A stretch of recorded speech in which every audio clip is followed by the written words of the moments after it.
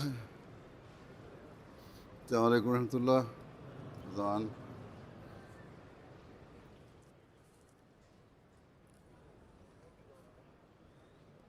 الله أكبر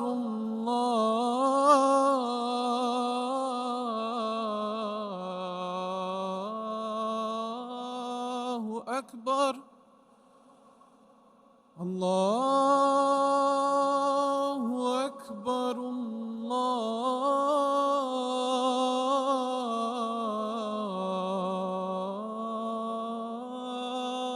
الله أكبر.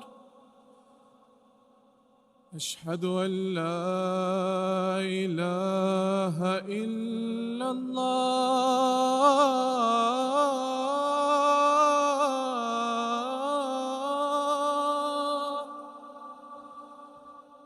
أشهد أن لا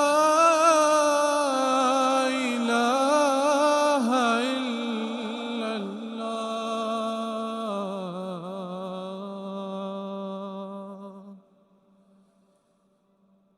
أشهد أن محمدًا رسول الله.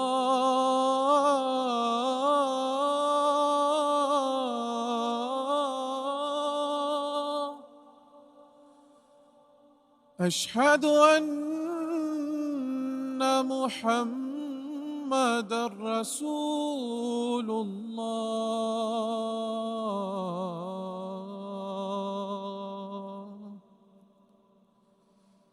حي على الصلاة.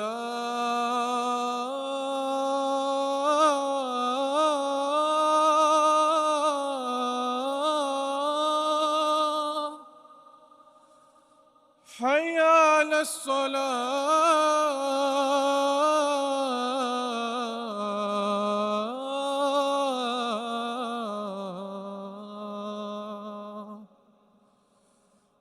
حي على الفلاح.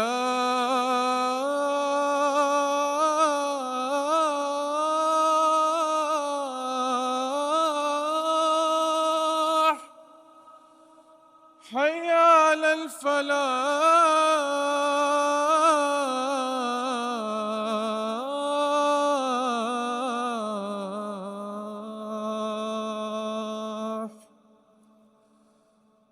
الله أكبر الله أكبر. لا إله إلا الله.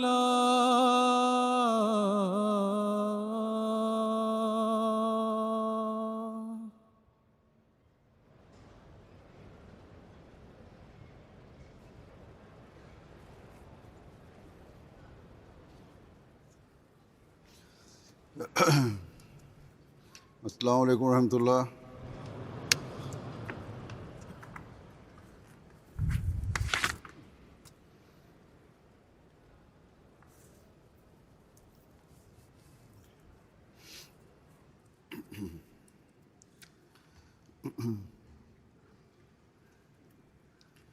أشهد أن لا إله إلا الله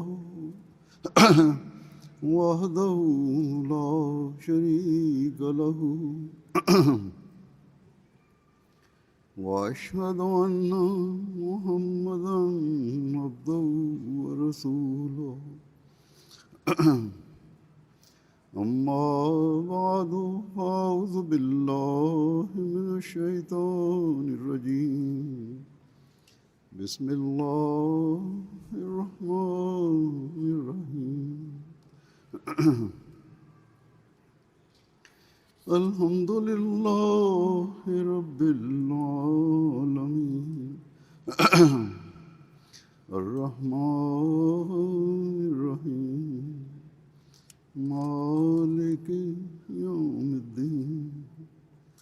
إياك نعبد وإياك نستعين. اهدنا الصراط المستقيم. صراط الذين أنعمت عليهم غير المغضوب عليهم ولا الضالين. अल्हम्दुलिल्लाह। अॼु जमायत अहमदिया जर्मनीअ जो सालियानो जलसो चइनि सालनि जी पाबंदियुनि खां पोइ वसी पैमाने ते मुनक़िद थी रहियो आहे।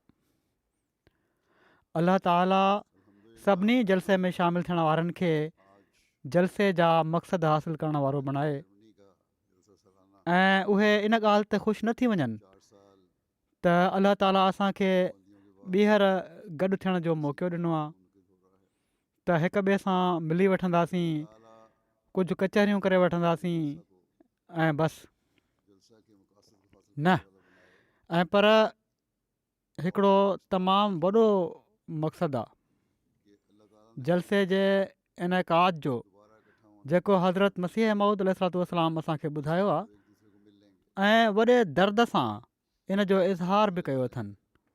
उहो हीअ आहे त संदन बैत में शामिलु थियण वारा दीनी इल्मु सिखनि, रुहानियत में तरक़ी कनि, अल्लाह ताला सां तालुक़ ऐं मुहबत में वधनि, पाण सॻोरनि सल्लल्लाहु अलैहि वसल्लम जी मुकमिल पैरवी करण वारा थियनि, पाण सॻोरनि सल्लल्लाहु अलैहि वसल्लम सां मुहबत जो तालुक़ु हुजे, दुनिया जी मुहबत थधी थिए ऐं दीन मुक़दम थिए।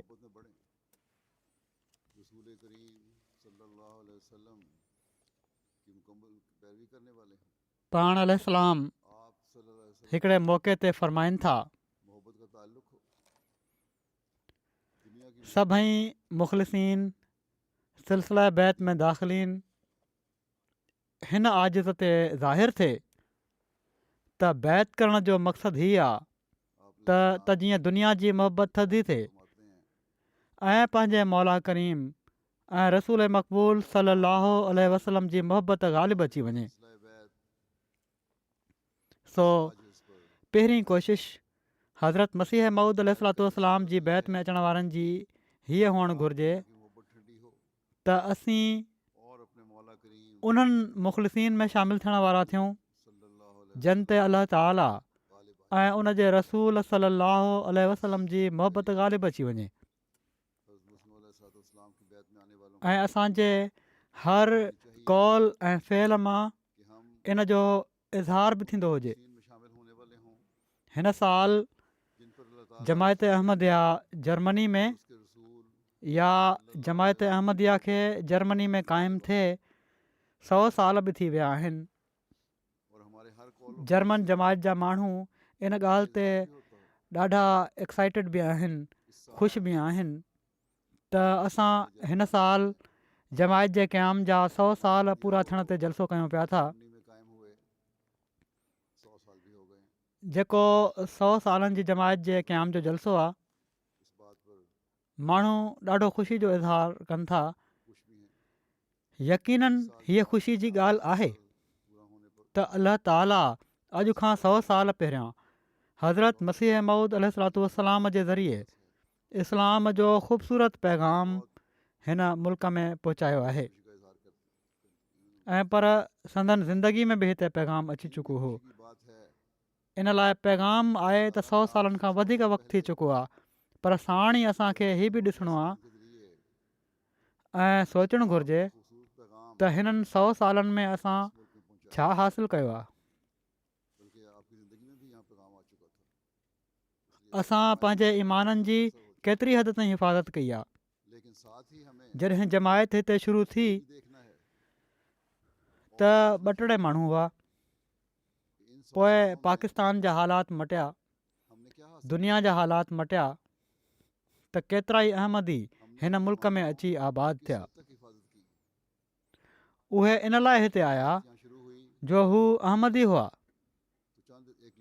ऐं अहमदी हुअण जे करे पंहिंजे मुल्क में अल्लाह ताला ऐं उन जे रसूल जी तालीम ते अमल करणु ऐं खुली करे उन जो इज़हार करण ते उन्हनि ते पाबंदियूं मढ़ियूं वयूं हुयूं।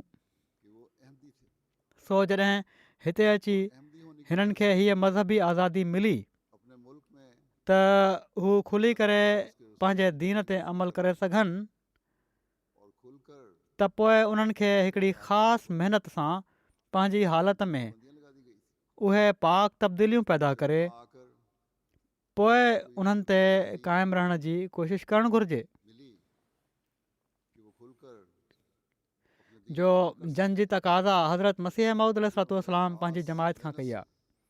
छा उहा कोशिशि असां कईसीं?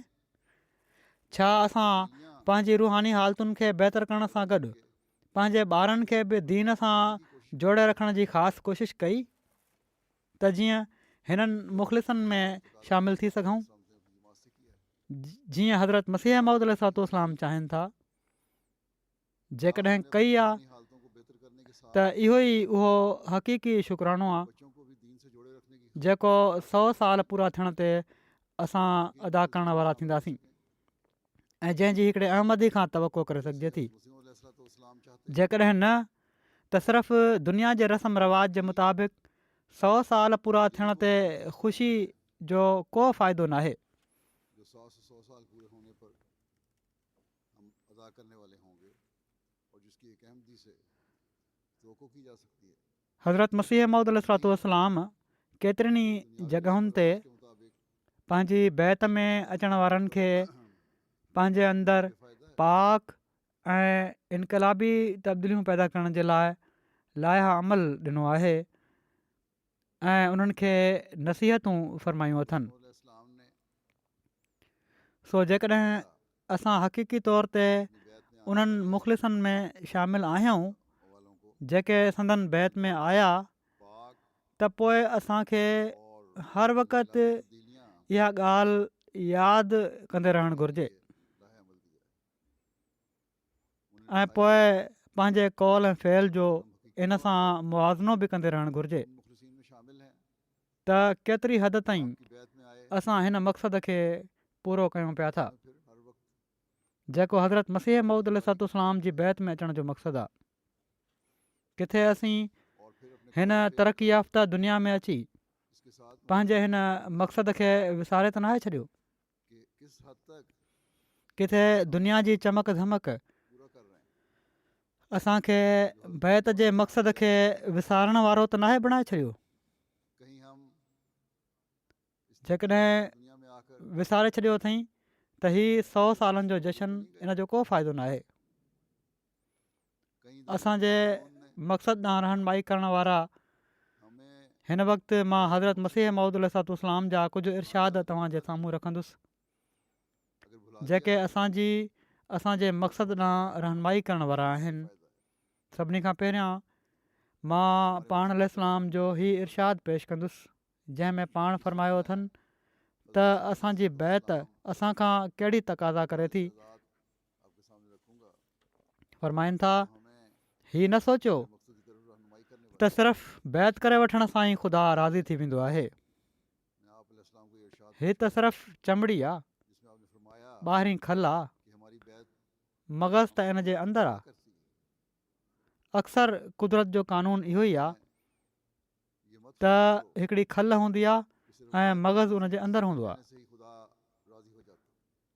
खल त कंहिं कम जी शइ नाहे, मग़ज़ ई वरितो वेंदो आहे। खाल है के अहिड़ा हूंदा आहिनि मगज़ तो इसके अंदर जो उन्हनि में मग़ज़ रहंदो ई नाहे अक्सर कानून कुदरत यही है ऐं कुकड़ जे हवाई आननि वांगुरु जिन में न ज़र्दी हूंदी आहे न अछाण, और मगज़ जेके कंहिं कमु नथा अची सघनि ऐं बेकार शइ वांगुरु उछलिया वेंदा आहिनि।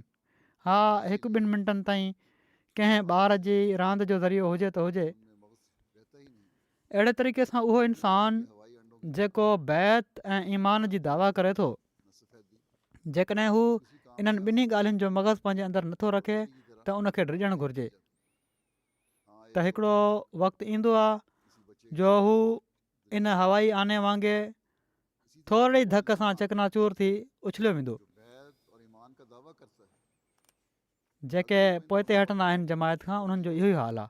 अहिड़ी तरह तो उसे डरना चाहिए फरमाइनि था, अहिड़ी तरह कि एक वक्त जेको आता है बैत ऐं ईमान जी दावा करे थो उनखे चेक करणु घुरिजे ज़रा त सी छा मां शुरू होकर खल ई आहियां या मग़ज़। फेंक दिया जाए पंहिंजो जाइज़ो वठंदे रहणु घुरिजे।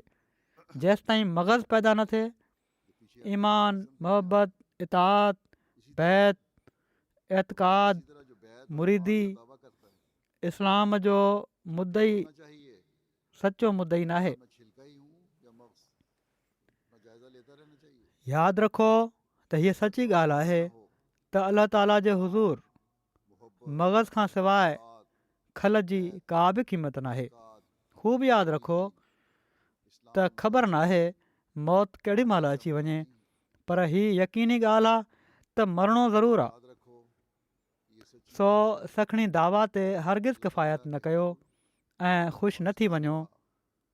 छिलके की कुछ भी कीमत नहीं है। उहा हरगिज़ फ़ाइदो ॾींदड़ शइ नाहे जेसि ताईं इंसानु पंहिंजे मथां केतिरा ई मौत वारिद न करे यकीनी अमर है ऐं केतिरनि ई तब्दीलियुनि ऐं इनकलाबनि मां थी न निकिरे। मेरे दावे पर हू इंसानियत जे असुलु मक़सद खे हासिलु नथो करे सघे। सो बैत जो हक़ अदा करणु का मामूली ॻाल्हि नाहे।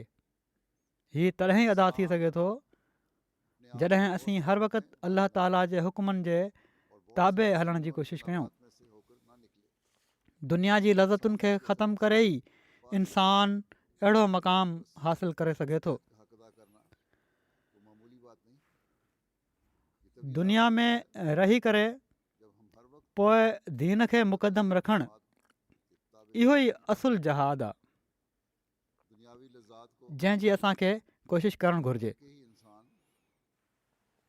दीन खे दुनिया ते मुक़दम करणु छा आहे? मुकाम हासिल कर सकता है। छा दुनिया खे दुनिया में बिल्कुलु तर्क करे छॾणु? फिर दीन को मुकदम रखना इन जी वज़ाहत फरमाईंदे पाण फरमाइनि था, करनी चाहिए। मुंहिंजो हीउ मतिलबु हरगिज़ न आहे त मुस्लमान सुस्त थी वञनि। दीन को दुनिया में इस्लाम करना क्या है? कंहिंखे सुस्त नथो बणाए। क्या पंहिंजनि तजारतुनि ऐं नौकरियुनि में बि मसरूफ़ थियो, पर मां हीउ नथो पसंदि कयां त ख़ुदा जे लाइ को वक़्तु बि उन्हनि जो ख़ाली न हुजे। मेरा ये मतलब हरगिज़ नहीं हा, वापार महल वापार कयो ऐं अलाह ताला जे ख़ौफ़ ऐं ख़शियत खे बनाता उन वक़्तु बि मद्देनज़र रखो अपनी तजारतों त जीअं उहो वापार बि मसरूफ़ हों। उन्हनि जी इबादत जो रंग अख़्तियार करे वठे। ये नहीं पसंद करता निमाज़ुनि जे टाइम ते निमाज़ुनि खे न छॾियो। तो खाली ना हो। हर मामले में को बि हुजे दीन खे मुक़दम कयो। दुनिया मक़सूद बिज़ात न हुजे, असुलु मक़सूद दीन हुजे। इस वक्त ही मद्देनज़र रखें। पोइ दुनिया जा कम बि भारत भी दीन ई हूंदा। उनकी इबादत का रंग असाब सॻोरनि खे ॾिसो नमाज़ों के त वक्त उन्हनि करना छोड़ ॾुखे खां ॾुखे वक़्त में बि मामला में ख़ुदा खे न छॾियो। दीन को मुकदम करें। जंग ऐं तलवार जो वक़्तु अहिड़ो ख़तरनाक हूंदो आहे दीन हो जो सिर्फ़ु उन जे तसवुर सां ई इंसानु काम घबराए वेंदो आहे। उहो नहीं वक़्तु होंगे। जॾहिं त जोश ऐं गज़ब जो वक़्तु हूंदो आहे। अहिड़ी हालत में बि हू ख़ुदा खां गाफ़िल न थिया, निमाज़ुनि खे न छॾियाऊं, दुआउनि खां कमु वरिताऊं। तलवार का वक्त ऐसा खतरनाक हाणे हीअ बदकिस्मती आहे कि महज उसके त हूअं त हर तरह सां ज़ोर लाईंदा आहिनि, वॾियूं वॾियूं तक़रीरूं कंदा आहिनि, जलसा कंदा आहिनि गज़ब का वक्त होता त मुस्लमान तरक़ी कंदा, पर ख़ुदा खां अहिड़ा गाफ़िल थिया आहिनि जो विसरी बि इन तरफ़ तवजो नथा कनि। हीअ आम मुस्लमाननि जो हाल आहे।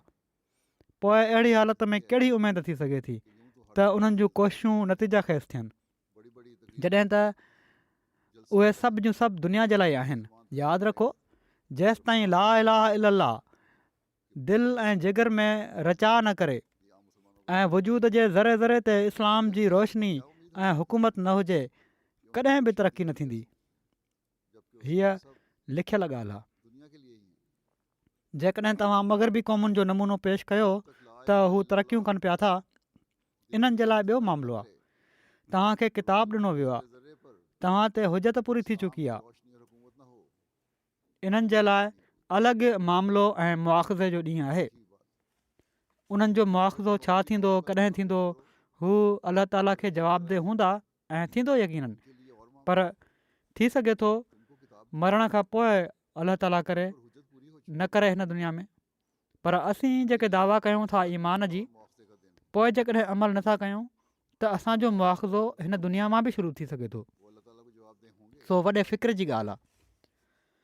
फ़रमाइनि था, जेकॾहिं तव्हां किताबुल्लाह खे छॾे ॾींदव मरने के त तव्हां जे लाइ हिन ई दुनिया में जहनुम मौजूदु आहे। लेकिन हम अहिड़ी हालत में दावा करते हैं ईमान जो तक़रीबन हर शहर में मुस्लमाननि जी बहितरी जे लाइ अंजुमनूं ऐं कॉन्फ्रेंसूं थींदियूं आहिनि, पर कंहिं इस्लाम जे हमदर्द जे वातां ई नाहे निकिरंदो त क़ुर खे पंहिंजो इमाम बणायो। अल्लाह को छोड़ोगे इन ते अमल कयो। तुम्हारे लिए इसी दुनिया में जहन्नुम मौजूद है। जेकॾहिं चवंदा आहिनि त बसि इहो ई त अंग्रेज़ी पढ़ो, कॉलेज ठाहियो, बैरिस्टर बणिजो, इन मां ख़बर पए थी त ख़ुदा ते ईमान न रहियो। लेकिन किसी हमदर्द इस्लाम के मुंह हाज़िक़ तबीब बि से ये नहीं निकलता 10 ॾींहंनि खां पोइ जेकॾहिं दवा फ़ाइदो न करे त पंहिंजे इलाज खां रुजू करे वठंदो आहे। हीउ इलाजु छॾे ॿियो इलाजु शुरू कंदो आहे। कि अंग्रेजी हिते नाकामी ते नाकामी थींदी पई थी वञे ऐं उनखां रुजू नथा कनि। से मालूम होता है कि खुदा जेकॾहिं ख़ुदा नाहे त उनखे छॾे करे बेशक तरक़ी करे वठंदा, 10 दिन के बाद पर जॾहिं त ख़ुदा आहे ऐं ज़रूरु आहे तो अपने पोइ उनखे छॾे कॾहिं बि तरक़ी नथा करे सघनि। इलाज छोड़ के दूसरा इलाज शुरू उन जी बेइज़ती करे, करना, नाकामी पर उन जी किताब जी बेअदबी करे और उससे चाहिनि था त कामयाबु थियनि ऐं क़ौम बणिजी वञे, कॾहिं बि न थींदो। उसको छोड़कर बेशक ग़ैर मुस्लिमनि खे क़ुर शरीफ़ साड़ण जी छो ज़रूरत पैदा थी? इन लाइ जो असां अमलनि क़ुर शरीफ़ जी तालीम ते अमल करणु छॾे ॾिनो आहे उसकी बेइज्जती ऐं इन ई जे करे उन्हनि खे ज़रूरत पैदा थी आहे, बेअदबी जंहिंसां असां बि गुनाहगार थियासीं, मुस्लमान गुनाहगार थिया। फ़रमाइनि था असांजी राय त इहा ई आहे त जंहिंखे अखियूं ॾिसनि थियूं, तरक़ी जी हिकिड़ी वाट आहे ने अमलन त ख़ुदा खे सुञाणूं ऐं उन ते ज़िंदा ईमान पैदा कयूं। जेकॾहिं असां इन्हनि ॻाल्हियुनि खे हिन दुनिया परस्तनि जी मजलिस में बयानु कयूं त उहे खिली टाराए छॾनि, पर असांखे रहम थो अचे त अफ़सोस ही माण्हू इनखे नथा ॾिसी सघनि जेको असीं ॾिसूं था। फ़रमाइनि था मां त अहिड़ी नज़र सां ॾिसां पियो थो जो मुस्लमाननि जी तबाही तबाही आहे जेकॾहिं क़ुर शरीफ़ ते अमल न कंदा त। इन दुनिया परस्तों की सो मुस्लमान चवराए पोइ बेअमली नथी हली सघे। मुस्लमाननि जी हालति जो नक्शो असांजे लाइ काफ़ी सबक़ु आहे। नालो त दीन जो वठनि था, पर ॻाल्हियूं दुनिया जूं कनि था, जंहिंजो नतीजो हीअ आहे त मिन हैसुल क़ौम मुसलमान के लाकर हर हंधि मुस्लमाननि जी हालति हीणी आहे। सो ही वॾे गौर जो मक़ामु आहे, वॾे फ़िक्र जो मक़ामु आहे। नाम तो दीन का लेते हैं लेकिन बातें दुनिया पोइ दीन खे हर हाल में दुनिया ते मुक़दम करण जे बारे में वधीक हिकिड़े हंधि पाण हीअं फ़रमायाऊं, ॾिसो हैसुल कौम 2 क़िस्मनि जा माण्हू हूंदा आहिनि। मुसलमानों की हालत खस्ता हिकिड़ा त उहे जेके इस्लाम क़बूल करे दुनिया जे कारोबारनि ऐं वापारनि में मसरूफ़ थी वेंदा आहिनि। शैतान उन्हनि जे मथां सुवार थी वेंदो आहे। करने के बारे मुंहिंजो हीउ मतिलबु न आहे त वापारु करणु मना, पहिरियां बि वज़ाहत कई वई आहे, न असहाब वापार बि कंदा हुआ, पर दीन खे दुनिया ते मुक़दम रखंदा हुआ। जो इस्लाम कबूल उन्हनि इस्लाम क़बूल कयो कारोबार और तजारतों में त इस्लाम जे बारे में सचो इल्मु सर पर सवार हो जेको यकीन सां उन्हनि जी दिलनि खे भरे छॾे उन्हनि हासिलु कयो। नहीं इहो ई सबबु हुयो जो हू कंहिं मैदान में शैतान जे हमले सां थिड़िया न। उन्होंने सो ही हर अहमदी जे लाइ रहनुमा उसूल आहे। तो इस्लाम के मुतालिक सच्चा इल्म को मामिलो उन्हनि खे सचाई जे इज़हार खां न रोके सघियो। उन्होंने हासिल किया। मुनाफ़क़त न आहे ॾेखारणी, वजह थी कि वो किसी मैदान में पंहिंजो दीन न आहे लिकाइणो। शैतान के हमले से नहीं डगमगाए। फ़रमाइनि था मुंहिंजो मतिलबु इन मां सिर्फ़ु इहा आहे रहनुमाई असूल त जेके बिल्कुलु दुनिया जा ई बाना ऐं ग़ुलाम थी वेंदा आहिनि, ॼण त दुनिया जा परस्तार थी वेंदा आहिनि, के इज़हार से अहिड़नि माण्हुनि ते शैतान पंहिंजो ग़लबो ऐं उन्हनि ते कंट्रोल करे वठंदो आहे। बदानत ॿिया उहे माण्हू हूंदा आहिनि दीन नहीं छुपा। जेके दीन जी तरक़ी जे फ़िक्र में थी वेंदा आहिनि। मेरा मतलब इससे सिर्फ ये ही उहो गिरोह हूंदो आहे जेको हिज़बुल्लाह चवराईंदो आहे है बंदे और गुलाम हो जाते हैं। ऐं जेको शैतान ऐं उन जे लश्कर ते फ़तह हासिलु कंदो आहे।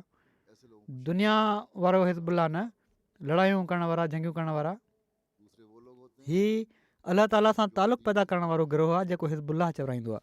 ये वो गिरोह होता है जो हिजबुल्लाह कहलाता है। जेको शैतान ऐं उन जे लश्कर ते फ़तह हासिलु कंदो आहे। माल छो त लड़ाइयाँ करने वाले जंग वापार सां वधंदो आहे, इन लाइ ख़ुदा ताला बि अल्लाह ताला से ताल्लुक़ पैदा करने वाला दीन जी तलब ऐं दीन जी तरक़ी जी ख़्वाहिश खे हिकिड़ो वापारी करार ॾिनो आहे। जीअं त फ़रमाए थो, शैतान से और उसके लश्कर पर फतह हल अदुल्लुकुम जो शैतान अला तिजारतिन तुंजीकुम मिन अज़ाबिन अलीम। तिजारत से बढ़ता है। इसलिए खुदा ताला ने भी छा मां तव्हांखे दीन और तरक्की दीन अहिड़ी तिजारत जे बारे में ॿुधायां एक तिजारत जेका तव्हांखे दर्दनाक अज़ाब खां निजात ॾे? फरमाया उहा छा आहे? दीन जी तिजारत। अदुल्लुकुम फ़रमाइनि था सभिनी खां उम्दा तिजारत दीन जी आहे जेका दर्दनाक अज़ाब खां निजात ॾींदी आहे। सो मां बि ख़ुदा ताला जे इन्हनि लफ़्ज़नि में तव्हांखे ई चवां थो त हल अदुल्लुकुम अला तिजारतिन तुंजीकुम मिन अज़ाबिन अलीम। दीन की तिजारत मां वधीक उमेदु उन्हनि ते रखां थो जेके दीनी तरक़ीअ शौक़ खे नथा घटाइनि। जेके इन शौक़ खे घटाइनि था, मूंखे डपु हूंदो आहे त शैतान उन्हनि ते कंट्रोल न करे वठे। तंहिं करे कॾहिं बि सुस्तु न थियणु घुरिजे। हर ॻाल्हि जेका सम्झ न अचे पुछणु घुरिजे, त जीअं मार्फत में घणाई थिए। पुछणु हराम नाहे, इनकार जी हैसियत सां बि पुछणु घुरिजे ऐं इल्मी तरक़ी जे लाइ बि। जेकॾहिं इनकार करिणो आहे कंहिं ॻाल्हि जो, तॾहिं बि पुछो, सुवाल त कयो, जवाबु त हासिलु कयो ऐं इल्मी तरक़ी जे लाइ बि पुछणु घुरिजे। जेको इल्मी तरक़ी चाहे थो, खेसि घुरिजे क़ुर शरीफ़ खे गौर सां पढ़े, जिथे सम्झ में न अचे पुछा करे। जेकॾहिं कुझु मार्फतूं सम्झी न सघे त ॿियनि खां पुछी फ़ाइदो पुछाए। क़ुर शरीफ़ हिकिड़ो दीनी समुंडु आहे, जंहिंजी तह में वॾा वॾा नायाब ऐं बेबहा गोहर मौजूदु आहिनि। सो दीन जो इल्मु हासिलु करण जे लाइ क़ुर शरीफ़ जी रहनुमाई खे अख़्तियार करणु ज़रूरी आहे। ऐं हीउ क़ुर शरीफ़ ई सही रहनुमाई कंदो। ऐं इहो ई तरीक़ो आहे जेको दीन खे दुनिया ते मुक़दम करण ॾांहुं रहनुमाई कंदो। सो असांखे जाइज़ो वठणु घुरिजे त घणा आहियूं जेके गौर करे क़ुर शरीफ़ पढ़ंदा आहियूं, इन जी तिलावत कंदा आहियूं ऐं पोइ उन ते अमल करण जी कोशिशि कंदा आहियूं। पाण हीअ तवजो ॼाणाईंदे त क़ुर शरीफ़ जा असां ते केतिरा ई अहसान आहिनि, तंहिं करे इन खे तमामु गौर सां ऐं तवजो सां पढ़णु घुरिजे। फ़रमाइनि था, सो यादि रखणु घुरिजे त क़ुर शरीफ़ पहिरियनि किताबनि ऐं नबियुनि ते अहसान कयो आहे, जो उन्हनि जी तालीमुनि खे जेके किसे जे रंग में हुयूं, इल्मी रंग ॾेई छॾियो आहे। मां सच सच चवां थो त को शख़्स इन्हनि क़िसनि ऐं कहाणियुनि खां निजात नथो हासिलु करे जेसि ताईं हू क़ुर शरीफ़ खे न पढ़े। छो त क़ुर शरीफ़ जो ई शान आहे त व इन्नहु लक़ौलुन फ़स्ल व मा हुव बिल हज़ल। हीउ फ़ैसिलो करण वारो कौल आहे, के फज़ूल ॻाल्हियूं न आहिनि हिन में। हू मेज़ान, मुहमिन, नूर ऐं शिफ़ा ऐं रहमत आहे। जेके माण्हू क़ुर शरीफ़ पढ़नि था ऐं उनखे क़िसो सम्झनि था, उन्हनि क़ुर शरीफ़ खे नाहे पढ़ियो ऐं पर इन जी बेहुरमती कई आहे। असांजा मुख़ालिफ़ छो असांजी मुख़ालिफ़त में एतिरे क़दुरु तेज़ थियल आहिनि? सिर्फ़ु इन लाइ जो असां क़ुर शरीफ़ खे जहिड़ो की ख़ुदा फ़रमायो आहे त उहो सरासर नूर, हिकमत ऐं मारिफत आहे, ॾेखारणु चाहियूं था।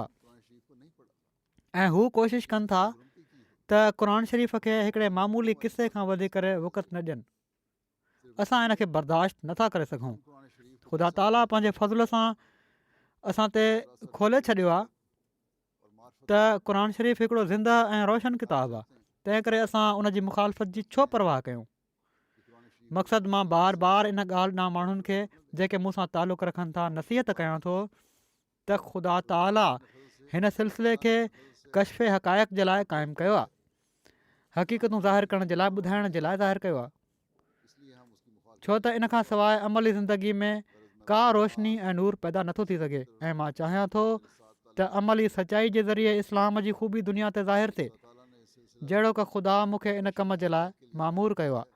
इन लाइ क़ुर शरीफ़ खे तमामु घणो पढ़ो, पर सखणो क़िसो सम्झी न, ऐं पर हिकिड़ी फ़िलासफ़ी सम्झी। सो क़ुर शरीफ़ खे सम्झणु तमामु ज़रूरी आहे। केतिरा ई सुवाल अक्सर अहमदी कंदा आहिनि। जेकॾहिं हू क़ुर शरीफ़ खे गौर सां पढ़नि त उते ई उन्हनि खे उन्हनि जा जवाब बि मिली वेंदा। मुख़्तलिफ़ फंक्शन्स में जॾहिं क़ुर जे हवाले सां ॻाल्हि कई वेंदी आहे त ॿुधण वारा मुतासिर थींदा आहिनि, इस्लाम जी ख़ूबियुनि जा मोतरिफ़ थींदा आहिनि। सो एतमाद सां हर अहमदी खे क़ुर शरीफ़ खे इस्तेमालु करणु घुरिजे। जिथे ही असांजी तरबियत जे लाइ रहनुमा आहे, उते गैरनि जा जेके एतिराज़ आहिनि उन्हनि जा जवाब ॾियण जे लाइ बि हिकिड़ो ज़बरदस्त हथियार आहे। दीन खे दुनिया ते मुक़दम करण वारे जे लाइ सभिनी खां अहम ॻाल्हि हीअ आहे त उनजो ख़ुदा ताला सां बि तालुक़ु पैदा थी वञे।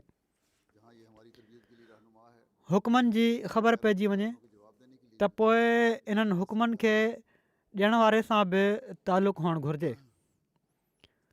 इन्हनि हुकमनि खे ॾियण वारे सां तालुक़ु हुअणु घुरिजे, ख़ुदा ताला सां बि तालुक़ु हुअणु घुरिजे। ऐं हीउ तालुक़ु इबादत सां पैदा थींदो आहे। ऐं इबादत जो इस्लाम में बहितरीनु ज़रियो निमाज़ आहे। सो हर अहमदी खे हीउ जाइज़ो वठणु घुरिजे त उन जी निमाज़ जी कहिड़ी हालति आहे। जेकॾहिं असांजी हीअ हालति सही थी वई ऐं असांजो अलाह ताला सां अहिड़ी तरह तालुक़ु क़ाइमु थी वियो त पोइ ई उहा हालति आहे जॾहिं असांखे हक़ीक़ी ख़ुशी मिलंदी। हज़रत मसीह मऊद अलैहिस्सलातु वस्सलाम फ़रमाइनि था, मुंहिंजो मज़हब त हीअ आहे त जंहिंखे बला खां बचिणो हुजे हू ॻुझे तौर ते ख़ुदा सां ठाह करे वठे ऐं पंहिंजे अंदरि अहिड़ी तब्दीली करे वठे जो ख़ुदि उनखे महसूसु थिए त मां उहो न आहियां। ख़ुदा ताला क़ुर शरीफ़ में फ़रमाए थो, इन अल्लाह ला युग़य्यिरु मा बि क़ौमिन हत्ता युग़य्यिरु मा बि अनफुसिहिम। माना त यकीनन अल्लाह ताला कंहिं क़ौम जी हालति नाहे मटींदो जेसिताईं हू ख़ुदि उनखे तब्दील न कनि। जेको उन्हनि जे नफ़्सनि में आहे, उन्हनि जी दिलनि में आहे। फ़रमाइनि था, सचे मज़हब जी पाड़ ख़ुदा ते ईमान आहे ऐं ख़ुदा ते ईमान चाहे थो त सची परहेज़गारी हुजे, ख़ुदा जो ख़ौफ़ हुजे। तक़वा वारे खे ख़ुदा ताला कॾहिं बि ज़ाया नाहे कंदो। हू आसमान तां उन जी मदद कंदो आहे। मलाइक उन जी मदद लाइ लहंदा आहिनि। इन खां वधीक छा हूंदो त मुतक़ी खां मौजज़ो ज़ाहिर थी वेंदो आहे। जेकॾहिं इंसानु ख़ुदा ताला सां पूरी सफ़ाई करे वठे ऐं उन्हनि फ़इलनि ऐं अमलनि खे छॾे ॾिए जेके उन जी नारज़ामंदी जो सबबु आहिनि त हू सम्झी वठे त हर हिकु कमु बरक़त सां तइ थी वेंदो। असांजो ईमान त आसमानी कारवाइनि ते ई आहे। आसमान तां कमु थींदा त थींदा, ॿियो को ज़रियो न आहे। हीअ सची ॻाल्हि आहे त जेकॾहिं ख़ुदा ताला कंहिंजो थी वञे त सॼो जहान पंहिंजी मुखालफ़त सां कुझु बि नथो बिगाड़े सघे। जंहिंखे ख़ुदा महफ़ूज़ रखणु चाहे उनखे नुक़सानु पहुचाइण वारो केरु थो थी सघे। सो ख़ुदा ते भरोसो करणु ज़रूरी आहे। फ़रमाइनि था, सो ख़ुदा ते भरोसो करणु ज़रूरी आहे ऐं हीउ भरोसो अहिड़ो हुअणु घुरिजे जो हर हिकु शइ खां मुकमल तौर ते मायूस थिए। असबाब ज़रूरी आहिनि पर ख़ल्क़े असबाब बि त ख़ुदा ताला जे हथ में आहे। हू हर हिकु सबब खे पैदा करे सघे थो। तंहिं करे असबाब ते भरोसो न कयो ऐं हीउ भरोसो हीअं पैदा थींदो आहे जो निमाज़ुनि जी पाबंदी कयो ऐं निमाज़ुनि में दुआउनि जो इल्तिज़ाम रखो। हर हिकु क़िस्म जी लग़्ज़िश खां बचणु घुरिजे ऐं हिकिड़ी नई ज़िंदगी जो बुनियादु विझणु घुरिजे। हीउ यादि रखो, अज़ीज़ बि अहिड़ा दोस्त न आहिनि हूंदा जहिड़ो अज़ीज़ ख़ुदा हूंदो आहे। हू राज़ी थिए त सॼो जहान राज़ी थी वेंदो आहे। जेकॾहिं हू कंहिं ते रज़ामंदी ज़ाहिरु करे त उबता सबब बि सिधा करे छॾींदो आहे। ड्रथल कम बि ठही वेंदा आहिनि। नुक़सानकार खे फ़ाइदेमंद बणाए छॾींदो आहे। इहा ई त उनजी खुदाई आहे। हा, हीअ ॻाल्हि यादि रखण जोगी आहे त जंहिंजे लाइ दुआ कई वेंदी आहे उन लाइ ज़रूरी आहे त हू ख़ुदि पंहिंजी सलाहियत में मशग़ूल रहे। दुआ जे लाइ चवंदा आहिनि, दुआ सां गॾोगॾु पंहिंजी सलाहियत में ख़ुदि बि पंहिंजी इस्लाह में ख़ुदि बि मशग़ूल थियणो पवंदो। जेकॾहिं हू कंहिं ॿिए पहलू खां ख़ुदा खे नाराज़ थो करे छॾे त दुआ जे असर खे रोकण वारो थी वेंदो। मसनून तरीक़े ते असबाब खां मदद वठणु गुनाह न आहे पर मुक़दम ख़ुदा खे रखे ऐं अहिड़ा असबाब अख़्तियार न करे जेके ख़ुदा ताला जी नाराज़गी जो सबबु थियनि।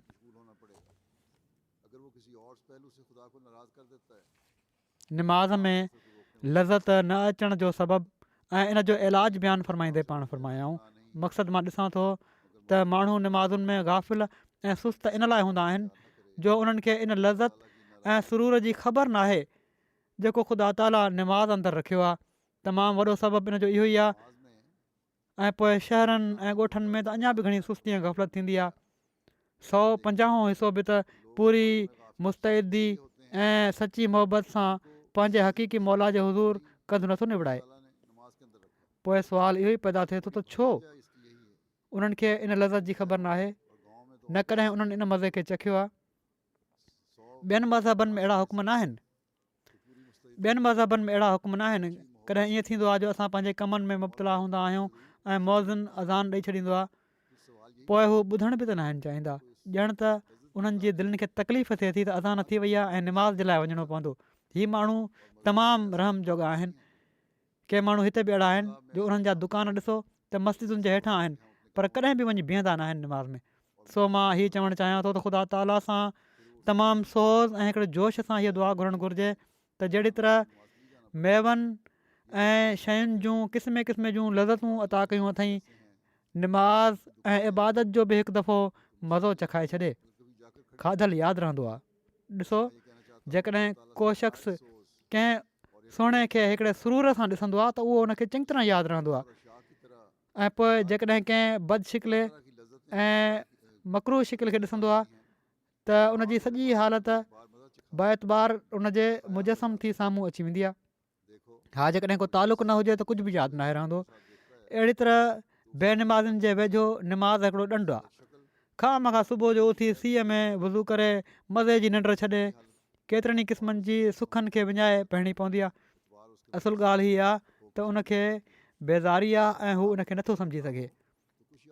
इन लज़त ऐं राहत जी जेका निमाज़ में आहे उनखे ख़बर न आहे।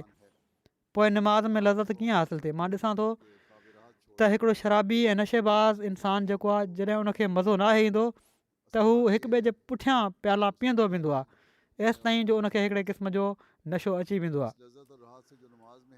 उहो दानिशमंद ऐं बुज़ुर्ग इंसानु इन मां फ़ाइदो वठी सघे थो ऐं उहो ई त निमाज़ ते दवाम करे, बाक़ाइदगी सां पढ़े ऐं पढ़ंदो वञे एसि ताईं जो उनखे सुरूर अची वञे। ऐं जीअं शराबी जे ज़हन में हिकिड़ी लज़त हूंदी आहे जंहिंखे हासिलु करणु उनजो मक़सूद बिज़ात हूंदो आहे, अहिड़े तरीक़े सां ज़हन में ऐं सभिनी ताक़तुनि जो रुझान निमाज़ में इन ई सुरूर खे हासिलु करणु हुजे। ऐं पोइ हिकिड़े ख़ुलूस ऐं जोश सां घटि में घटि उन नशाई जे इज़तराब ऐं कल्क ऐं कर्ब वांगुरु हिकिड़ी दुआ पैदा थिए त उहा लज़त हासिलु थिए। त मां चवां थो ऐं सच थो चवां त यकीननि उहा लज़त हासिलु थी वेंदी। पोइ निमाज़ पढ़णु महिल उन मफ़ाद खे हासिलु करण बि मलहूज़ हुजे जेके उनखे हूंदा आहिनि ऐं अहसान पेश नज़र रहे। इनल हसनात युज़हिब नस्जियात, नेकियूं बुराइनि खे ज़ाइल करे छॾींदियूं आहिनि। सो इन्हनि हसनात खे ऐं लज़तुनि खे दिलि में रखी दुआ घुरे त उहा निमाज़ जा जेका सिद्दीक़नि ऐं मोहसिननि जी आहे उहा नसीबु करे। हीअ जेको फ़रमायो अथई इनल हसनात युज़हिब नस्जियात, माना त नेकियूं या निमाज़ बुराइनि खे ख़तमु कंदी आहे। या ॿी जॻह ते फ़रमायो अथई त निमाज़ फ़ाहिशिन ऐं बुराइनि खां बचाईंदी आहे। ऐं असां ॾिसूं था त के माण्हू बावजूदु निमाज़ पढ़ण जे पोइ बुराइयूं कंदा आहिनि। इन जो जवाबु हीअ आहे त उहे निमाज़ूं पढ़ंदा आहिनि पर रूह ऐं सचाई सां न। उहे सिर्फ़ु रस्म ऐं आदत तौरु टकर हणंदा आहिनि। उन्हनि जो रूह मुअल आहे। अलाह ताला उन्हनि जो नालो हसनात नाहे रखियो। ऐं हिते जेको हसनात जो लफ़्ज़ु रखियो अथई, असलात जो लफ़्ज़ु नथई रखियो, बावजूदु ही त माना साॻी आहे। इन जो सबबु हीअ आहे त जीअं निमाज़ जी ख़ूबी ऐं हुस्न जमाल ॾांहुं इशारो करे त उहा निमाज़ बुराइनि खे ख़तमु कंदी आहे जेका पंहिंजे अंदरि हिकिड़ी सचाई जो रूह रखंदी आहे ऐं फैज़ जा तासीर हुन में मौजूदु आहिनि। उहा निमाज़ यकीननि बुराइनि खे ख़तमु कंदी आहे। निमाज़ उथ वेह जो नालो न आहे। निमाज़ जो मग़ज़ ऐं रूह उहा दुआ आहे जेका हिकिड़ी लज़त ऐं सुरूर पंहिंजे अंदरि रखंदी आहे। सो असांखे पंहिंजा जाइज़ा वठण जी ज़रूरत आहे। छा असां निमाज़ुनि में सुरूर हासिलु कयूं था? छा असां मुकमिल भरोसो सिर्फ़ु असबाब ते त नथा रखूं? जेकॾहिं असां निमाज़ुनि जी हिफ़ाज़त करण वारा आहियूं त असीं बैत जो हक़ अदा करण वारा आहियूं, पंहिंजे मक़सद खे पूरो करण वारा आहियूं, न त फ़िक्र जोगी हालति आहे। वरी इल्म ऐं मार्फत में तरक़ी ऐं शैतान जे हमले खां बचण जे बारे में तवजो ॾियाराईंदे ऐं ही त मुर्शिद ऐं मुरीद जा तालुकात कहिड़ा हुअणु घुरिजनि। फ़रमाइनि था मुर्शिद ऐं मुरीद जा तालुकात उस्ताद ऐं शागिर्द जे मिसाल मां सम्झी वठणु घुरिजनि। जीअं शागिर्द उस्ताद मां फ़ाइदो वठंदो आहे, अहिड़ी तरह मुरीद पंहिंजे मुर्शिद मां। पर शागिर्द जेकॾहिं उस्ताद सां तालुक़ु था रखे पर पंहिंजी तालीम में क़दम अॻिते न वधाए त फ़ाइदो नथो वठी सघे। इहो ई हाल मुरीद जो आहे। सो हिन सिलसिले में तालुक़ु पैदा करे पंहिंजी मारिफत ऐं इल्म खे वधाइणु घुरिजे। हक़ जे तालिब खे हिकिड़े हंधि पहुची हरगिज़ बीह न रहणु घुरिजे, न त लईन शैतान ॿिए पासे लाइ छॾींदो। ऐं जीअं बंदि पाणी में धप पैदा थी वेंदी आहे, बीठल पाणी में गंद जी धप थी वेंदी आहे, जीत उन में पैदा थी वेंदा आहिनि, केतिरनि बीमारियुनि जो सबबु बणिजी वेंदो आहे। अहिड़ी तरह इंसान जी हालति हूंदी आहे जेको हिकिड़े हंधि बीहजी वियो।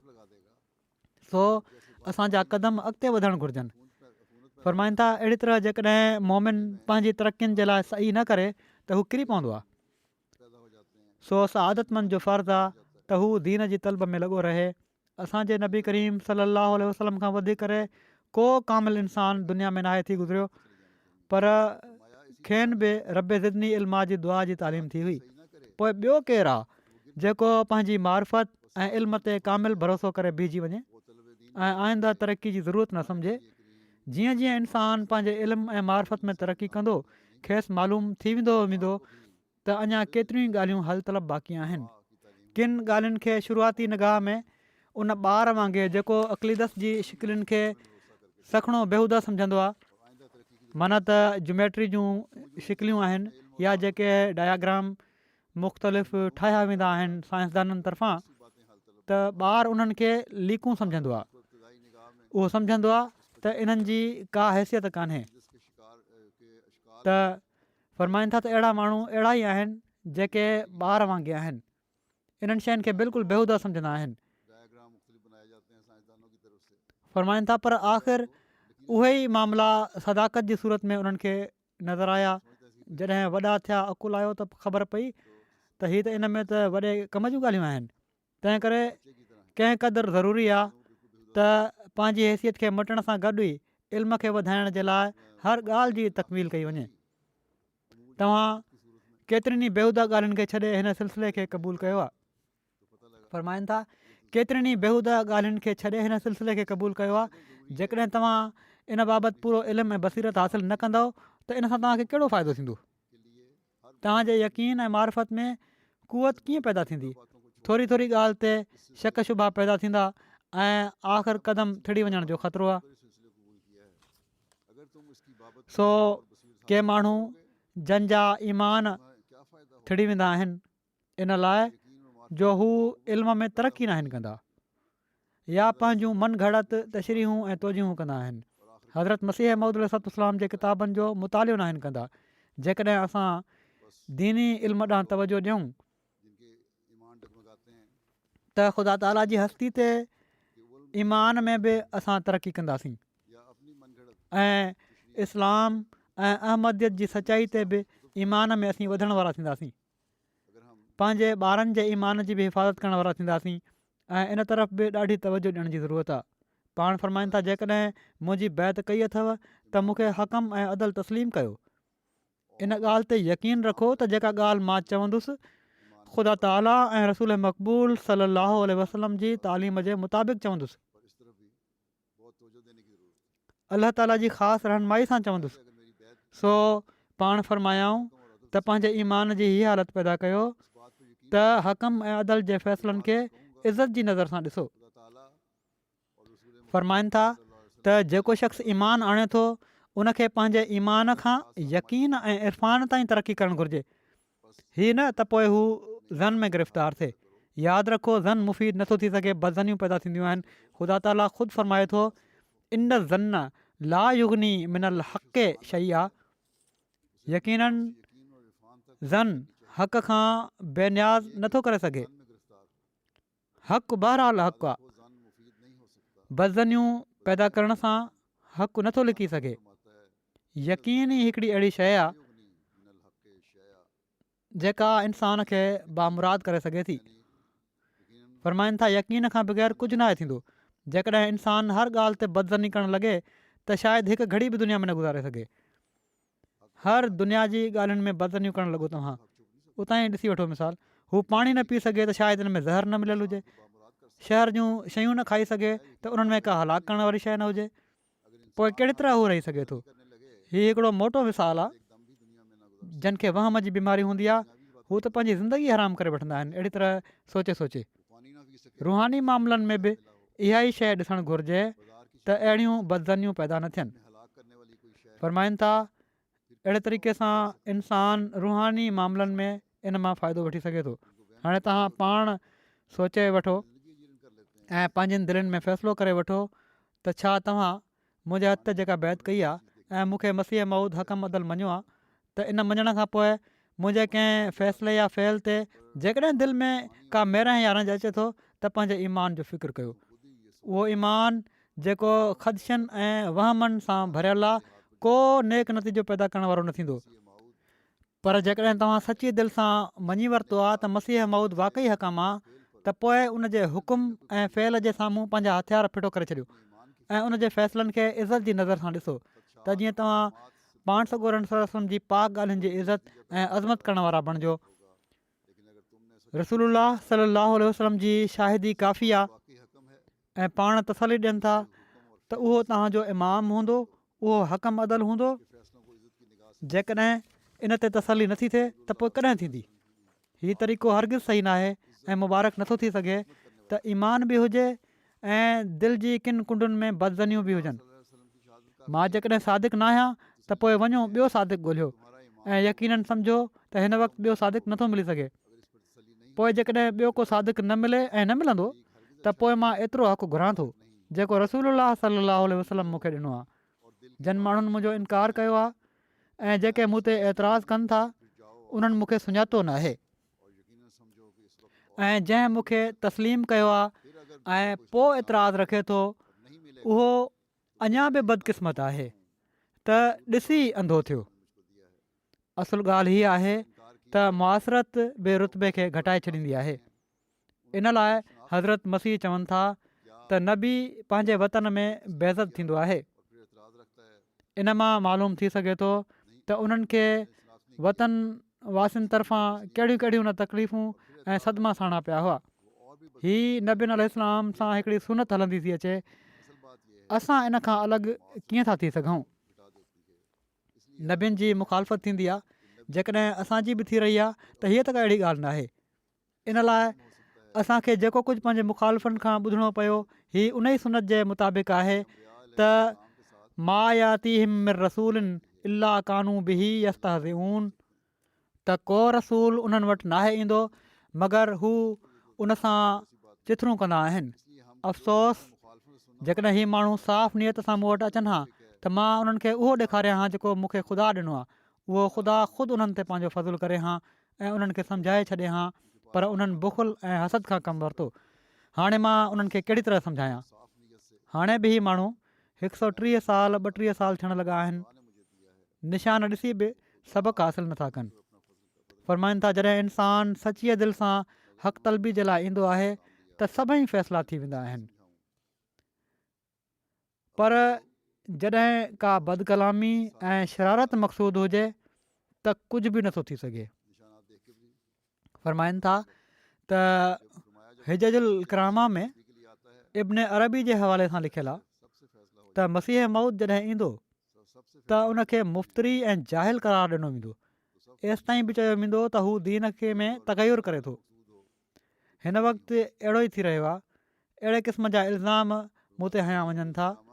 इन्हनि शकनि खां इंसानु तॾहिं निजात हासिलु करे सघे थो जॾहिं हू पंहिंजे इज्तिहाद जे किताब खे ढके वठे ऐं इन जे बदिरां हू हीअ फ़िक्र करे त छा हीउ सचो आहे या न। के मामला बेशक सम्झ खां तमामु बाला हूंदा आहिनि, पर जेके माण्हू पैगम्बरनि ते ईमान आणींदा आहिनि उहे हुस्न ज़न ऐं सब्र ऐं इस्तक़लाल सां हिकु वक़्त जो इंतज़ारु कंदा आहिनि त अलाह ताला मथनि असुलु हक़ीक़त खोले छॾींदो आहे। रसूलुल्लाह सल्लल्लाहु अलैहि वसल्लम जे वक़्तु असहाब सुवाल न कंदा हुआ ऐं पर इंतज़ारु कंदा रहंदा हुआ त को अची सुवाल करे त हू फ़ाइदो वठंदा हुआ। न त ख़ुदि ख़ामोश कंधु निबड़ायूं वेठा रहंदा हुआ ऐं सुवाल करण जी ज़रूरत न कंदा हुआ। मुंहिंजे वेझो असुलु ऐं असलम तरीक़ो इहो आहे त अदब करे जेको शख़्स आदाम नबी खे नथो सम्झे ऐं उन्हनि खे अख़्तियार नथो करे, डपु हूंदो आहे त हू हलाक न कयो वञे। हीअ पाण पंहिंजे ज़माने जूं ॻाल्हियूं करे रहिया आहिनि। जॾहिं संदन मजलिस में वेहंदा हुआ, अॼु संदन किताबनि खे ॾिसी बि पढ़ी बि ऐं दलील ॿुधी बि अहिड़े क़िस्म जूं ॻाल्हियूं हीअ माण्हू कनि था। फ़रमाइनि था जेको शख़्स आदाब नबी खे नथो सम्झे ऐं इहो ई खुटको आहे त उहे हलाक न थी वञनि। सो मुस्लमान त पंहिंजी बदकिस्मती जे करे हीअ पैगाम ॿुधण ऐं सम्झण में वॾा हीला बहाना कनि था ऐं उन्हनि जी हालत ज़ार बि उन्हनि खे इन तरफ़ मुतवजो नथी करे त ॾिसनि त छा सबबु आहे त असांजी जेका हीअ हालत थियल आहे। मिन हैसुल क़ौम असां छा बणिजी रहिया आहियूं। ज़मानो बि आहे ऐं पाण सॻोरनि सलाहु आलैहि वसल्लम जूं पेशिन गोयूं बि पूरियूं थी रहियूं आहिनि त घटि में घटि अचण वारे मौत खे त ॻोल्हिनि। पाण फ़रमाइनि था जेकॾहिं मां न आहियां त को ॿियो, पर तव्हांखे को ॿियो न मिलंदो। पर दुनिया में पइजी सभई विसारनि पिया था। पर असांजो कमु पोइ बि हीअ आहे त उन्हनि खे बचाइण जी कोशिशि कयूं ऐं मसीह मौत जो पैगाम हर हिक ताईं पहुचायूं ऐं सिर्फ़ु मुस्लमाननि में ई न ऐं पर हर माण्हू ताईं, तोड़े उहो कंहिं बि मज़हब सां तालुक़ु रखे थो या ला मज़हब आहे, हीअ पैगाम पहुचायूं। अञा त केतिरो ई कमु असांजो करण वारो आहे। जर्मनी में जमायत खे 100 साल पूरा थियण ते बि असां जर्मननि ताईं इस्लाम जो पैगाम न आहियूं पहुचाए सघिया। सो इन लिहाज़ खां बि जाइज़ा वठण जी ज़रूरत आहे। इस्लाम जो पैगाम पहुचाइण ऐं तबलीग ॾांहुं तवजो ॼाणाईंदे पाण फ़रमाइनि था हिन वक़्तु असांजा 2 वॾा ज़रूरी कम आहिनि। हिकिड़ो हीउ त अरब में इशाद थिए, ॿियो यूरोप ते इतमाम हुजत कयूं। अरब ते इन लाइ जो अंदरूनी तौर ते हू हक़ था रखनि। हिकिड़ो तमामु वॾो हिसो अहिड़ो हूंदो जो उन्हनि खे मालूम बि न हूंदो त ख़ुदा को सिलसिलो क़ाइमु कयो आहे।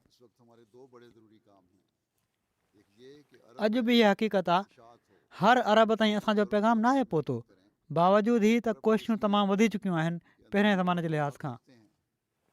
जेकॾहिं पहुतो आहे त मुखालफ़नि जे ज़रिए सां जन हज़रत मसीह मऊद अलैहिस्सलाम जे नाले ते टोकूं करे कादियानी जे नाले सां असांखे पुकारे असांखे दुनिया में या पंहिंजनि माण्हुनि में मुतारिफ़ करायो आहे ऐं हर कूड़ ऐं मन घड़त कहाणी हज़रत मसीह मऊद अलैहिस्सलाम जे बारे में माण्हुनि खे ॿुधाई आहे। हिकु पासे जो पैगाम उन्हनि ताईं पहुतो आहे। जेकॾहिं तारुफ़ आहे त मुखालफ़नि जे ज़रिए सां, पर असांजे ज़रिए सां तारुफ़ चङी तरह न आहे थियो अञा। बहरहाल फ़रमाइनि था त हीअ असांजो फ़र्ज़ु आहे त उन्हनि ताईं पहुचायूं ऐं जेकॾहिं न पहुचायूं त मासियत थी वई। अहिड़ो ई यूरोप वारा हक़ रखनि था त उन्हनि जूं ग़लतियूं ज़ाहिर कयूं वञनि त हू हिकिड़े बाने खे ख़ुदा बणाए ख़ुदा खां परे वञी पिया आहिनि। यूरोप जो त हीअ हाल थी वियो आहे जो वाक़ई अख़लद इलल अर्ज़ जो मिसदाक़ थी वियो आहे। माना त हू ज़मीन ॾांहुं झुकी विया आहिनि सवाइ दुनियादारी जे। ऐं उमूमन आम तौर ते माण्हुनि में कंहिं शइ जी परवाह न आहे। असांजा के माण्हू ऐं नौजवान इन्हनि जी इन तरक़ी मां मुतासिर थी वेंदा आहिनि, बजाए इन जे जो उन्हनि खे ॿुधाइनि त तव्हां जंहिं पासे वञो पिया था हीअ सिर्फ़ु तबाही आहे, ॿियो कुझु न आहे। मुतासिर थियण जी ज़रूरत न आहे, असांखे तबलीग करणु घुरिजे। फ़रमाइनि था क़िस्म क़िस्म जूं ईजादूं सनतूं थींदियूं रहंदियूं आहिनि मग़रबी मुल्कनि में, तरक़ी याफ़्ता मुल्कनि में।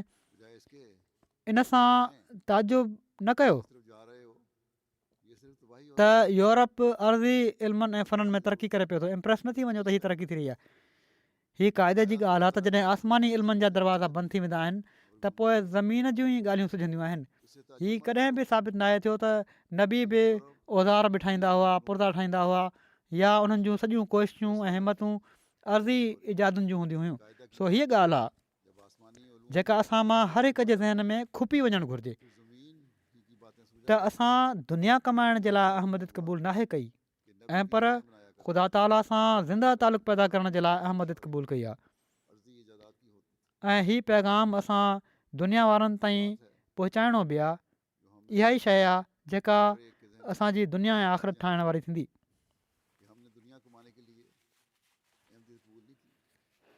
बल्कि खुदा ताला पाण पंहिंजे अचण जो मक़सदु बयानु कंदे फ़रमाइनि था और ये पैगाम हमने दुनिया वालों को मुंहिंजे अचण जो असुलु यही चीज़ मक़सदु इहो ई आहे आखिरत संवारने त तौहीद अख़लाक ऐं रूहानियत खे फैलायां। तौहीद मां मुराद हीअ आहे त ख़ुदा ताला खे ई पंहिंजो मतलूब मक़सूद ऐं महबूब ऐं मुता यकीन कयो वञे। और मकसद बयान करते हुए फरमाते हैं मोटी मोटी ॻाल्हि ते मोटी मोटी बुत परस्ती ऐं शिरक खां वठी असबाब परस्ती जे शिरक ऐं बारीक शिरक तौहीद अखलाक पंहिंजे नफ़्स खे बि तौहीद से कुझु न सम्झी वठण ताईं ख़तमु करे छॾे। अपना मतलूब मकसूद हर ॻाल्हि में महबूब पंहिंजे नफ़्स जो बि शिरक शामिलु न हुजे, कंहिं बारीक शइ जो बि शिरक शामिलु न हुजे। परस्ती और शिरक से लेकर हीअ तौहीद आहे जंहिंमें दुनिया गिरफ़्तार थी वई आहे बारीक शिरक अॼुकल्ह। नफ्स इन खां बचिणो आहे। नफ्स को भी ऐं अख़लाक मां मुराद हीअ आहे त जेतिरे क़दुरु कवा इंसानु खणी आयो आहे हर बात उनखे पंहिंजे महल मौक़े ते ख़र्चु कयो वञे। हीअ न त किन खे बिल्कुलु बेकार छॾे ॾिनो वञे ऐं किन ते तमामु घणो ज़ोर ॾिनो वञे। मिसाल तौरु जेकॾहिं को हथ खे बिल्कुलु ई वढे छॾे त इन सां कहिड़ी ख़ूबी पैदा थी सघे थी?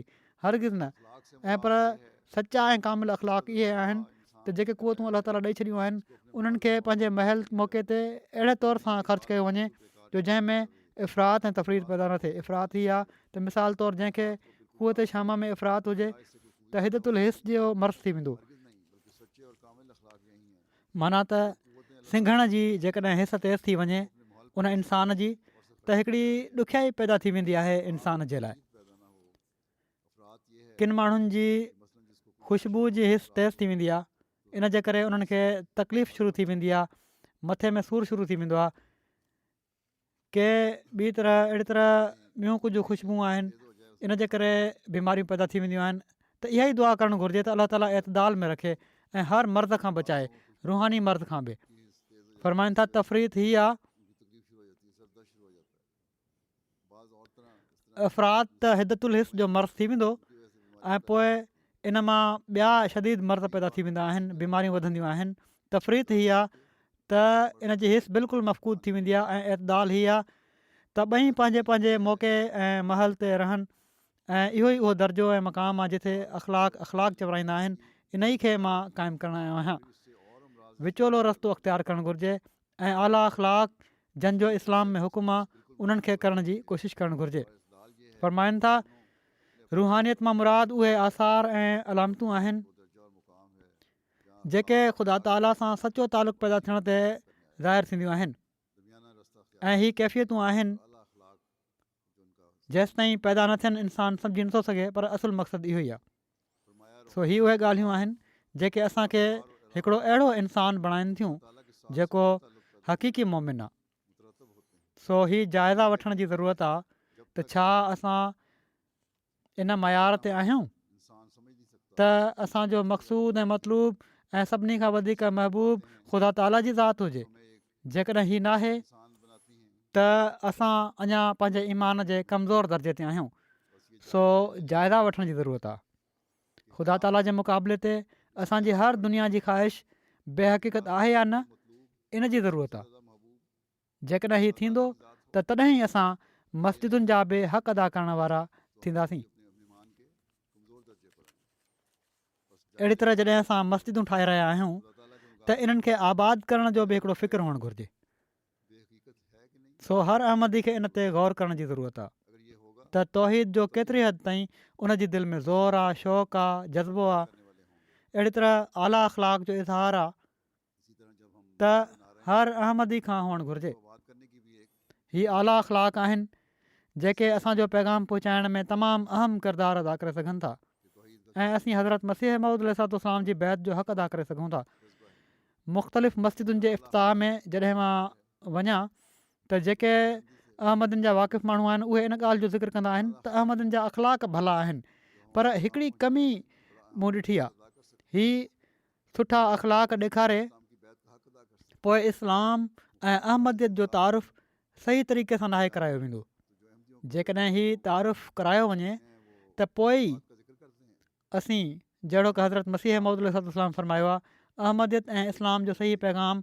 यूरोप जे माण्हुनि ताईं, हिन मुल्क जे माण्हुनि ताईं पहुचाए सघूं था। इस्लाम अहिड़ी तरह अहमदियत का तारुफ आला अख़लाक जो इज़हार सही तौर पर नहीं कराया जाता पाण में तालुकात में बि हुअणु घुरिजे। तारुफ करवाया सिर्फ़ु ही न त गैरनि जे लाइ, तो फिर ही उन्हनि खे त आला अख़लाक ॾेखारे छॾिया ऐं घर में ऐं पंहिंजे मुआशिरे में हिकिड़ो फ़साद बर्पा हुजे। सो ही ॻाल्हियूं आहिनि जिन खे असांखे अख़लाक जे हवाले सां पंहिंजे साम्हूं रखणु घुरिजे। इहे ई आला अख़लाक आहिनि जिन खे पैदा करण जे लाइ हज़रत मसीह मऊद अलैहिस्सलाम पाण सॻोरन सल्लल्लाहु अलैहि वसल्लम जी ग़ुलामीअ में आया हुआ।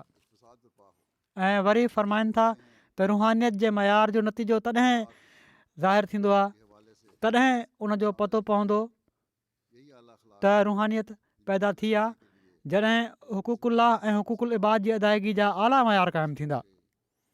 पंहिंजनि ऐं परावनि खे हिकिड़ो हुस्न असांजे अंदरि नज़र अची रहियो हूंदो, असांजा ॿार असांखां सबक़ु वठण वारा थींदा, तॾहिं ई असां चई सघंदासीं त असीं ही मयार हासिलु करण वारा आहियूं। अमीर साहब जर्मनी कुझु ॾींहं पहिरियां मूंखां पुछा करे रहिया हुआ त असांजी अॻिली सदी जो टारगेट छा आहे। पहिरीं ॻाल्हि त हीअ त जन किन ॻाल्हियुनि जो मूं ज़िक्र कयो आहे, हीअ सभई ॻाल्हियूं न आहिनि, कुझु ॻाल्हियूं आहिनि जन ॾांहुं हज़रत मसीह मऊद अलैहिस्सलाम असांखे तवजो ॾियाराई आहे।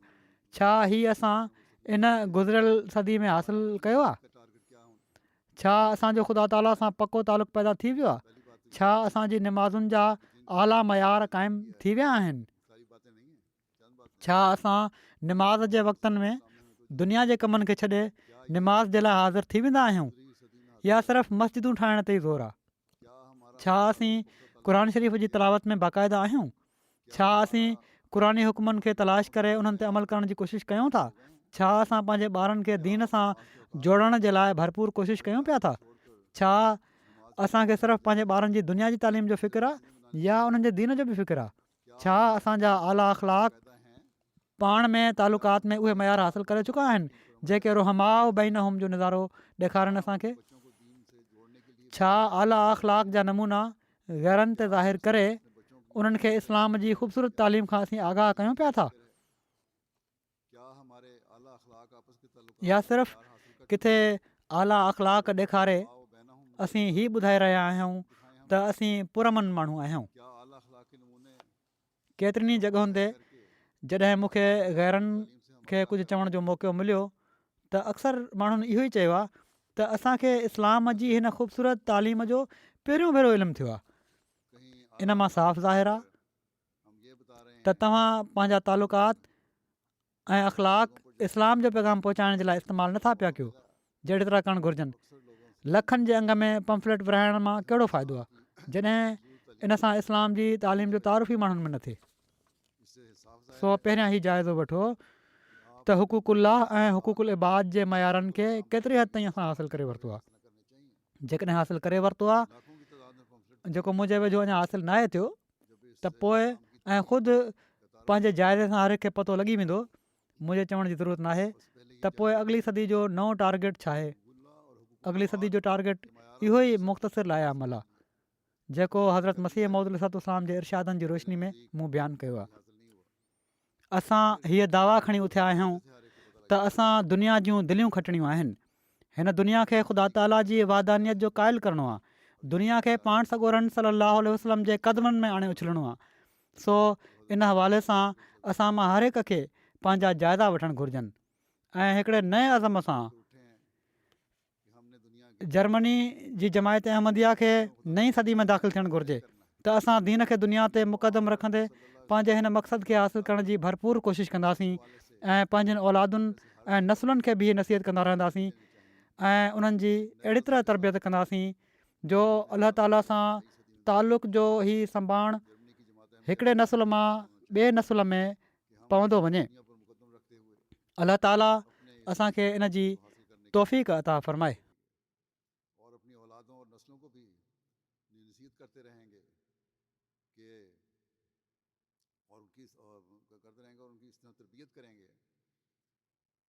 अल्लाह ताला से ताल्लुक़ ये जाग एक नस्ल से दूसरी नस्ल में लगती चली जाए। अल्लाह ताला हमें इसकी तौफीक अता फरमाए।